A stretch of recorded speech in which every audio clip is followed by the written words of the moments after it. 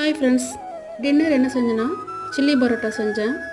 பரோட்டா நான் வீட்டிலே செஞ்சு எடுத்துக்கிட்டேன். மைதா மாவில் 4 பரோட்டா நல்லா கட் பண்ணி எடுத்துக்கிட்டேன். கடாயில் எண்ணெய் விட்டுட்டு கடுகு, ஜீரகம், இஞ்சி, பூண்டு, பச்சை மிளகா போட்டு நல்லா கொஞ்ச நேரம் ஃப்ரை பண்ணேன். வெங்காயம் 3 எடுத்து கட் பண்ணி போட்டுக்கினேன். ரொம்ப பொடியாக இல்லாமல் மீடியமான அளவுக்கு. இது கூட ஒரு குடமிளகா கட் பண்ணி வச்சுட்டேன்.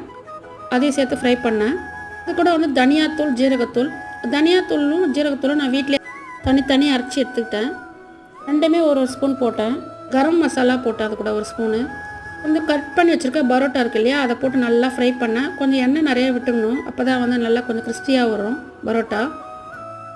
கொஞ்ச நேரம் சிம்மில் வச்சு நல்லா ஃப்ரை பண்ணணும். அது கூட tomato sauce, red chilli sauce and green chilli sauce போட்டு நல்லா கலந்து விட்டு நல்லா ஃப்ரை பண்ணிகிட்டே இருக்கலாம்.